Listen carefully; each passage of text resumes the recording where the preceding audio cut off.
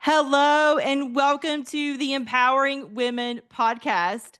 It is so hard to believe, but this is the last episode of our season 6. But there's no need to be sad because we're already gearing up for our 7th season. I think it's lucky number 7. Hopefully, our best season yet. I think it will be. So keep tuning in 2025. But as is tradition, before we get to that, for the final episode of the year, I give myself and all of you a little treat by inviting a podcast guest who is someone special in my life. And Kate Yoder is absolutely all of that and more. I've had the amazing and wonderful opportunity to get to know her through a mentorship relationship that's been a beautiful gift to me. I think it was more reverse mentoring than I actually mentored her, but we can talk about that later. She is one of my STEM sisters and an absolute engineer on the rise. So welcome, Kate, to the podcast. It is so good to see you. Thank you. I'm so excited to be here. And I am excited to share you with this community because we don't have enough female engineers, as you know, and I know they're going to connect with you immediately. So we're going to start off where I always start off, which is tell me a little bit about your story and what brought you to where you are today. Yeah, so my background is in mechanical engineering.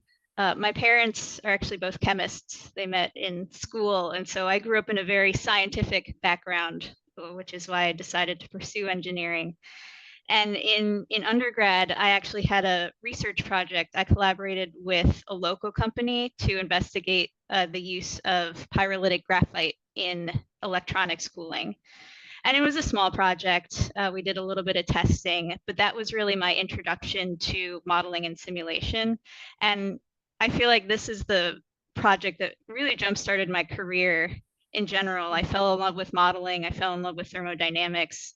And from there, I went on to pursue my master's with a focus in thermodynamics and heat transfer. And then I moved on to, I started out as a modeling and simulation engineer at Trane Technologies back when it was Ingersoll Rand.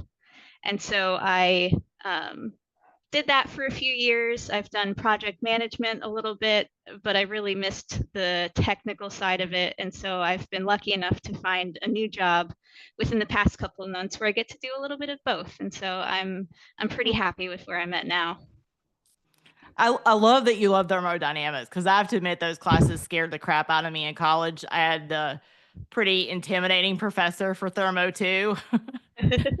I got a lot of cards from my mom during those classes of you can do this, you can do this, you can do this. Because he would always give you a question that was just slightly different from what he had done in class, but it really changed the whole way you approach the problem. You know what I mean? And you're just like, man, okay, now I got to really figure this out. Yeah. And it's funny because in school, I struggled with it so much. I think I had to take it as part of physics and then as part of my engineering courses as well. And the first couple of times I barely passed. And if you had told me that this would be my career, I would have probably laughed at you. So yeah, it's funny how the world works. It is funny. I'm going to tell our listeners another quick funny story. So many people get asked to be, I'm going to call them tour guides for a day as people are considering the university that you go to. And I did that once, and my best friend and I did it together. And in the time slot that we had, we did the campus tour, and they want you to take them to a class so they get the feel, right, for what a college class is like. Well, the college class we both had at the time was thermo. These poor kids are sitting, or young men and women are sitting in the class looking at us like, you all are absolutely nuts. Who in the world would sign themselves up for this? It's the best story. I don't know if any of them joined the university. They were probably scared to death after that particular class. Well, speaking of professional journey, as I mentioned just a few minutes ago, I have so enjoyed being part of your professional journey. You and I've spent many hours together doing personal branding. We've talked about navigating corporate cultures. You know, how do you do that as a female in a very male populated space? We've had a lot of great conversations. And I know you've had some bumps along the way, just personally. as an individual. So I hope you don't mind today sharing a little bit about your medical journey with our listeners. Yeah, I don't mind sharing. So I guess to give some background, I used to be incredibly active. And when I wasn't working or in school taking classes, I was training in martial arts. I played with the local orchestra. I was going on hikes and hanging out with friends. I was constantly busy.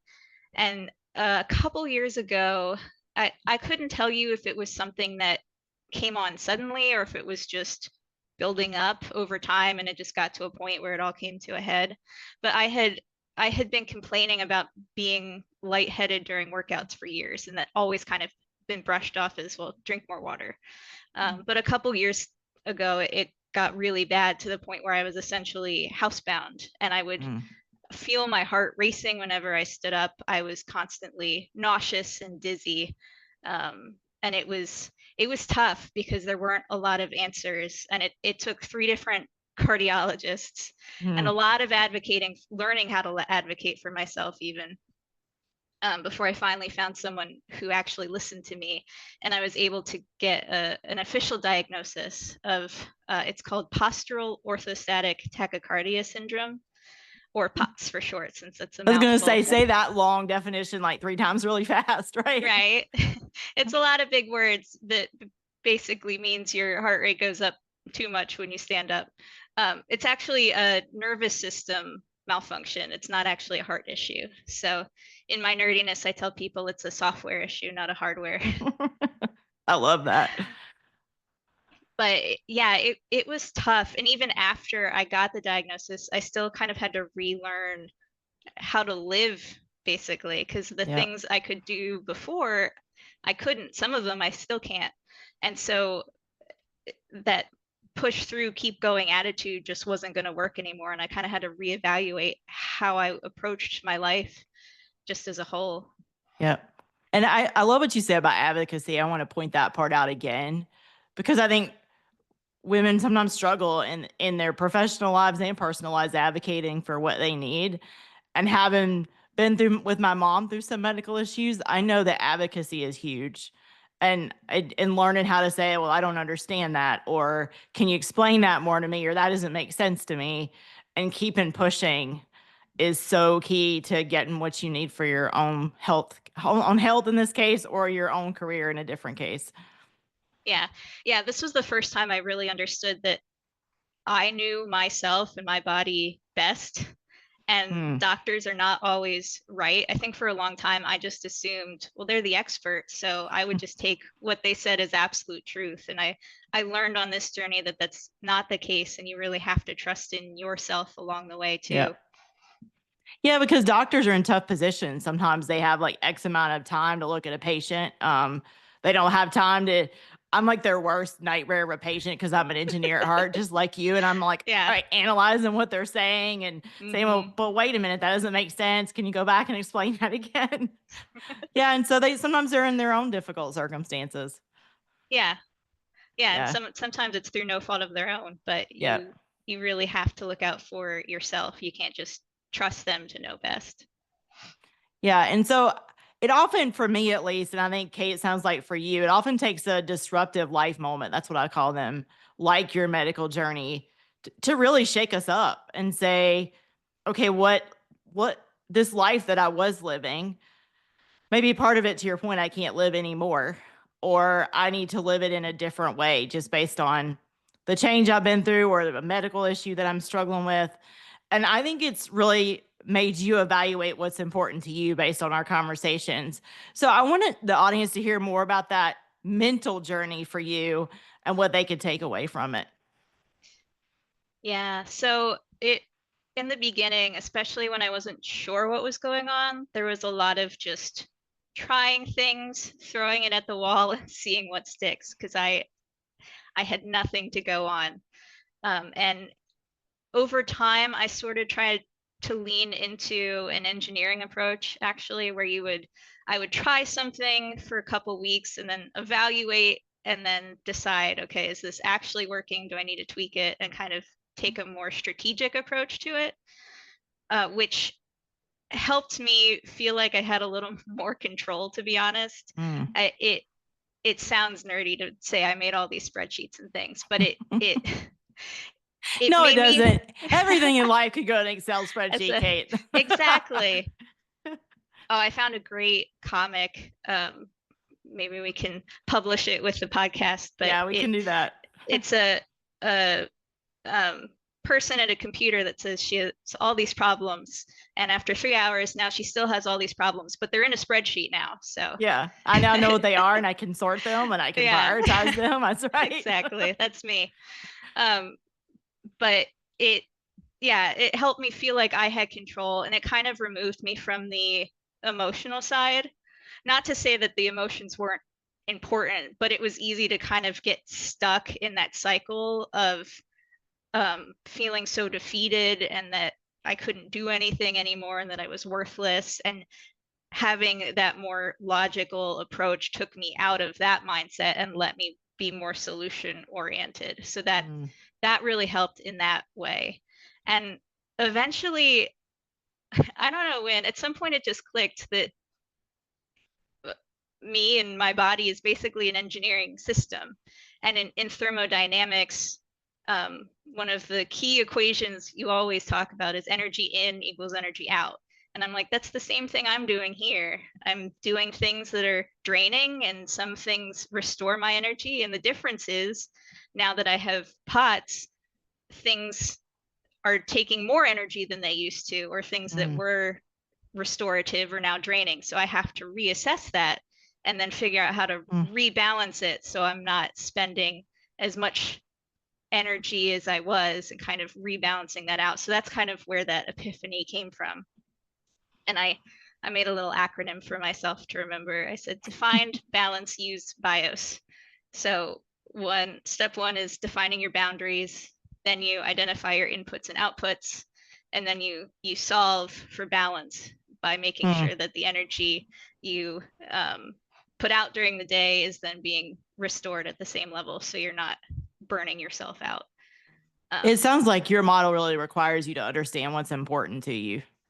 Yeah, that's really the crux of it. And that's the first thing I realized I had to do was reevaluate what was most important to me. So because of my health, I put myself at the very top. I have to think of that first and foremost. And then I put, things like family and work. And I'm sure for other people that order may be different. But once you have that priority, it's much easier to figure out how to prioritize the activities you do and when to say no to things and how to really define those boundaries. So yeah. Boundary setting, one of my things that I just keep working on, Kate, every year. Keep trying to get a little bit better every year. Yeah. Well, speaking of boundaries, I think it's really, to your point, really key to know what's important to you, right? And I think that requires some deep self-reflection. It's not something you can whip out at a lunch hour and go, okay, what's important to me? Some of it may be obvious, but I think a lot of it requires deeper thought. But once you know that, we talked about boundaries. So what advice do you have, or how have you learned to set boundaries in your own journey? So there's a quote from a book that I love. It's called Real Self-Care, and I highly recommend it if anyone wants to give it a read. But it defines setting boundaries as creating space to make the best choice for you and then communicating that choice clearly. And I like that because I think a lot of the times we hear boundaries as just saying no more often and setting these really rigid lines. And that isn't always the case. Sometimes you have those hard lines, but sometimes they can be more flexible and that's okay. And that might change depending on the situation, And so I'm learning, for me, to be less reactive. So when someone asks me for something, instead of just saying yes or no right away, I'll say, hey, let me think about it and I'll get back to you. And that gives me the space to really say, okay, do I really want to do this? Or maybe I want to, but I'm not feeling it and I really shouldn't because I have this other big event coming up, but it gives me the time to really think it through. And so that's what I've been focusing on for boundaries. And I've found that it's a lot more beneficial than just setting these rules for yourself that you have to follow. I think that's a really good point, because I think we get caught up, I'll call it caught up in the moment. And it could be like you're having a conversation with a close colleague or friend and they're like, hey, can you go to this thing? And you might get caught up in the moment and feel pressured to go because of your relationship with that Right. person. Yeah. Whereas if you took the time to step back, like you've advised, you might go, well, yeah, I love this person. I'd really love to be there to support them. But based on these other factors, that's just not going to work for me right now. Yeah. And then sometimes for me, I know this, I have to watch emotional eating and buying and things like that because I get Hmm. caught up in, I'm one of those people the stores love, right? You put on Christmas music, you get in the mood, right? And then you make more impromptu decisions that had you step back for even 10 minutes, you might have changed your decision. So I think Right. that's some great advice, stepping back and reflecting Yeah. based on your current situation. Can you do it or can you not? Yeah. And I like that definition better because it's not saying that you can't ever indulge. Like maybe you make a splurge purchase that isn't Right. really practical, but you like it. But if you think about it and think, okay, this is something I'm really going to enjoy, then you don't feel guilty about it because you know that that's the right choice you made for you. And so, yeah, yeah, I like trying to identify boundaries within that framework. Yeah. I don't know. The retailers will be really happy with us, Kate, but we're still going to go with I that, mean, right? listen, I Yeah. slipped up during Black Friday, so Oh, yeah, I did no too. one's perfect. Although I did try to be better. I actually made a list of all the people I wanted to buy gifts for this year and try to start identifying ideas. So it kind of kept me more on Hmm. target rather than going, hey, that looks great. I think so and so would love that thing. Yeah, that's smart. I should start doing that.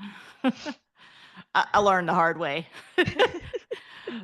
But so we talked about it kind of knowing what's important to you, setting your boundaries.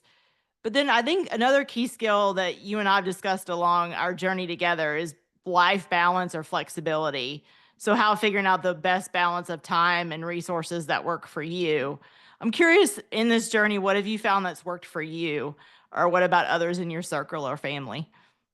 Yeah, so I've tried a lot of different things, which is fine for me because I like trying these kinds of things. I like planning and figuring out to-do list systems, and that's probably why I got into project management. Um, but the first thing that I realized I had to do was take an inventory of the activities I just do in the day to day and figure out what is draining and what is more restorative and to what level. Because some things, for example, showering, and this is common for POTS, showering standing up with the hot water will cause you to become lightheaded. And Oh, I've never done interesting. this, but some people will even faint in the shower if they um, stay for too long. So, normally that's something that could be rejuvenating for someone, but for someone with my condition, it's actually draining, and I have to kind of plan around it, Hmm. sadly. Um, so there were things like that that I kind of had to take inventory of. And there's a concept in the chronic illness community that people may or may not have heard of called the spoon theory, Hmm. which is essentially saying that everyone starts the day with a certain number of spoons. If you're feeling healthy and it's a good day, you may have a lot of spoons. If it's a bad day, it may only be little spoons. But every activity costs a different amount of spoons. And so you kind of have to plan based on how many spoons you have and how much spoons activities cost. And so that's the concept I was trying to follow here, is to understand, okay, um, I make plans day by day just based on how I'm feeling. And sometimes I'll do two plans. I'll say, best case scenario, this is what I want to get done. If it's a really bad day, just get these three things done and you'll be fine. Well, and Um, giving yourself the grace to do that. That's what you're doing, yeah, right? You're saying, okay, yeah, I want to get these 5 things done, but if I get these 2 done, I'm good, especially the way I feel today. right. Yeah, and that was really key, I think, in getting rid of some of that guilt for not getting everything done on my list. Because it's been hard for me because I'm so used to being so productive and Mm. getting things done, and to suddenly not be able to do that is really hard and a tough mindset to overcome. And so having that flexibility to give myself, it makes it easier to give myself grace. Yeah. Yeah, because I struggle with anxiety. So I can see how that would help with anxiety too. Because I start taking a look at, I have a to-do list in Excel. Kate, of course. I have my Mhm. to-do list in Excel. And I will move things around right during the week. I have it broken down by day. And I don't write everything down. It's really just the big stuff. Mhm. But I can feel like, and sometimes I'll write more down than others because I feel overwhelmed. And it's my way of trying to get rid of the mental load is to dump it Yes. in there. But I can feel the anxiety starting when those lists start getting really long. So I love your advice of pick the core couple, I'll call it. And Yeah. say, okay, I'm feeling kind of crappy today. Maybe I didn't get a good sleep last night. If you don't have a chronic condition, let me just see if I can pull back a little bit today and get the main Mhm. things done. Yeah. And the other thing I have started doing is time blocking, which helps. I don't do it every day. Like I usually leave the weekends open, but during a work day, it'll help me figure out how much time I actually have to get things done. Mm, So I'll start it, I'll usually do it at the end of the previous working day, and I'll list out all of what are my non-negotiables. So meetings are definitely on there. Um, Mandatory meetings, I'll say. I also do a meeting inventory and ask myself, do I really need to go to this meeting? mm, can, can I just skip it? It like, especially if it'll be recorded for later, maybe I'll watch it asynchronously. But I've started doing that to kind of reduce meetings as well. But then I'll say, I need to have an hour to work out because that's important to maintaining my stamina and I need time to cook. mm, So I put all those on the calendar. And then I look at the spaces in between and let me know how much time I have to get other things done. So like if I have a day filled with meetings, I'll just accept that I'm not going to be very productive otherwise. So instead of trying to force myself to get more things done, I'll take that time in between meetings to rest and recharge so I can be present and mm, focused in the next meeting. And that has worked really well. That guilt, like I kept mentioning, it keeps coming back because I feel like I'm not doing enough at work at mm. times. But I've had no complaints from anyone about my work ethic. So I've gotten a little better at taking more breaks for myself. Yeah. I think, first of all, when I call out the meeting inventory, I feel like that needs to go on my improvement list for the year because I also have the guilt thing. And sometimes, like, there's a meeting later this week that's optional for me, but it's people related. And so I Mhm. can already feel that little gremlin in my head going, well, you need to show up just to be supportive. Right. And Yeah. so I think I like probably so many others need to challenge myself to, do you really need to be there? Like, are you really going to offer a lot of value here? Does it really make Mhm. sense? Or can you ping them on the side and say, hey guys, I'm not going to attend, but if you need me, let me Yeah. know. Right. Yeah. Might be a different alternative. And you could even do, we talked about identifying what's important. You could even do that at work specifically and figure out what are my biggest priorities at work and use that to figure out what meetings are most important to go to. Yeah. There's plenty of what I call professional development, webinars and things I'd love to attend. But if something urgent comes up elsewhere, really that is going to take priority. And so I'll maybe watch it later once it's recorded or ask someone to give me the Cliff Notes version. But Yeah. Totally agree. Yeah. I love that. Feel like I need to do more of that, Kate. I think I should be taking notes here with the rest of the team. So, as we get closer to the end of our conversation, I'm going to switch topics on our audience and on you a little bit. So, you and I originally got set up as a professional, engineer to engineer mentor. As many of our listeners know, there's probably 10 or 15% of engineers are women, depending on where you are and what company you're in. So I think at the time you were really looking for, hey, I want somebody that looks more like me, that's a little bit more like me, to learn how to figure out how to navigate this. So most of our conversations have been around career, and I want to talk about your career journey because I think this is really important for women who may feel stuck or they may feel like, oh, I'm not sure what that next step is. So you mentioned on the outset you've been navigating a career journey, and your career change, I'm gonna say, didn't come overnight. So really want folks to hear that journey, kind of what went well for you and maybe what you struggle with. Yeah. So this journey started a year ago, a year and a half ago. It was a while, and it is because even though my role has shifted over the years, I've been with the same team from the from the very beginning, which is almost 10 years now. Oh And wow. there really just wasn't a lot left for me to learn, and there wasn't a lot of challenge left. I had already worked with all of the different groups. I knew everyone really well. I knew the processes really well, and it wasn't a challenge anymore. And I felt for my growth, um, I needed to step out somewhere else. But I love Trane Technologies, so I didn't necessarily wanted to leave the company. I just wanted a new role and a new challenge. So that's how it started. Um, and I will say I was fortunate enough to have the ability to be selective in where I applied. I know some people don't have that luxury, but I was able to really pick and choose what I applied to. And it worked well for me. I would say the majority of the jobs I applied to, I got to interviews and even got to the final round. But every single time I was told they wanted someone with more experience, which I have to say is my least favorite feedback because Yeah. it's so vague. And then when I try and ask for more details of, well, what can I improve on? I never really get anything specific. So then it becomes like a catch 22. Like I'm trying to get that experience that you want me to have Mm. by doing this job.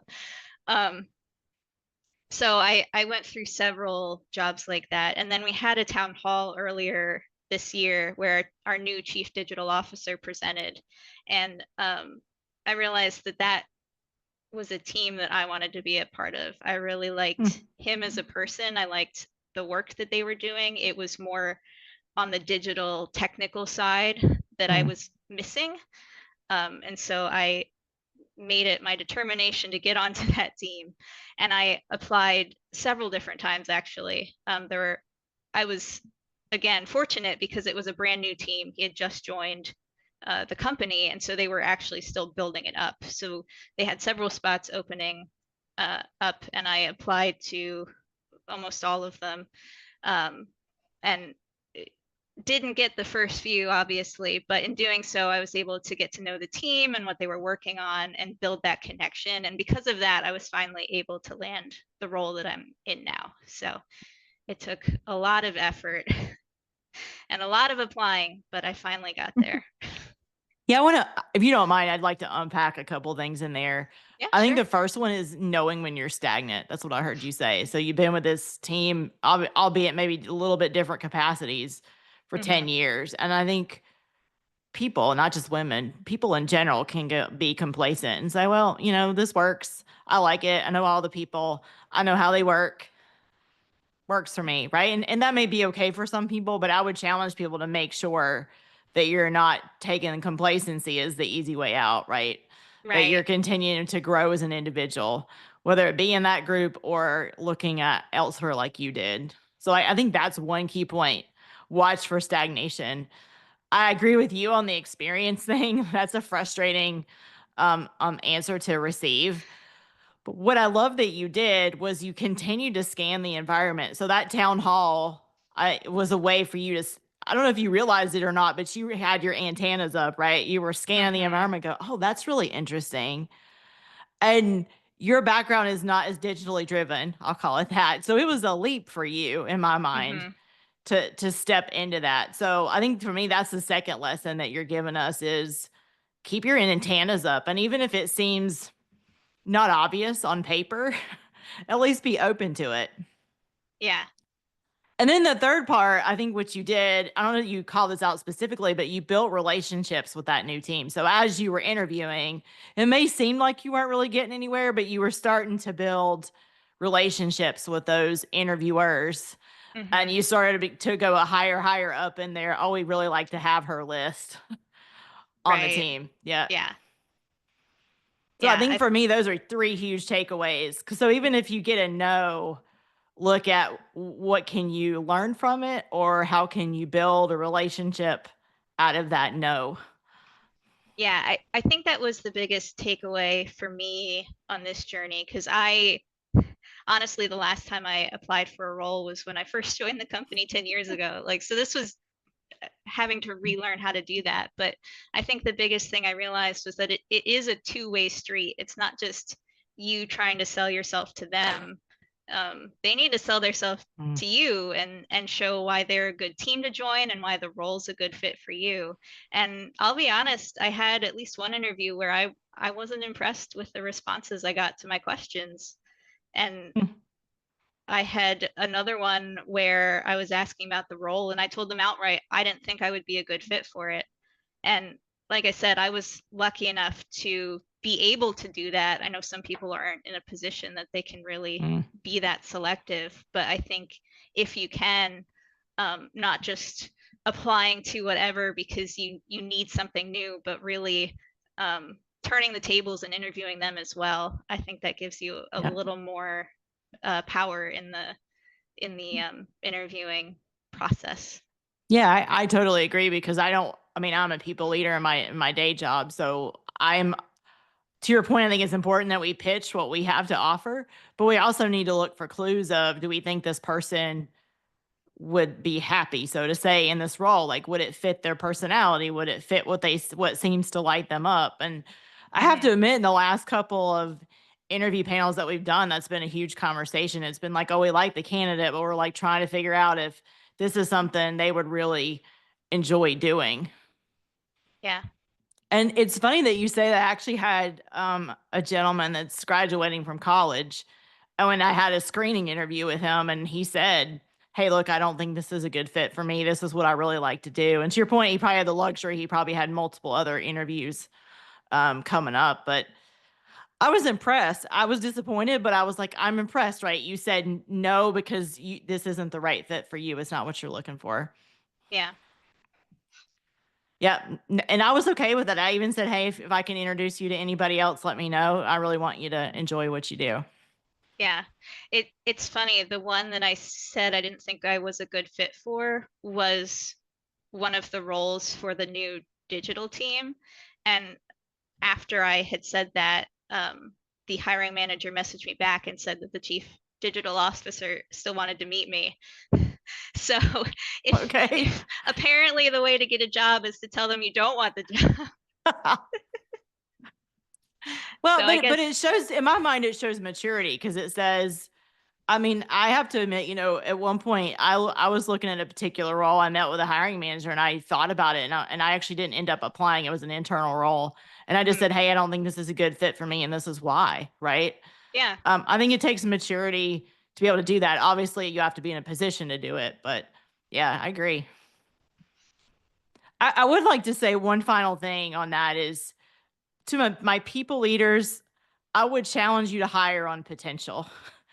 And it's been proven that women aren't as hired as frequently on potential.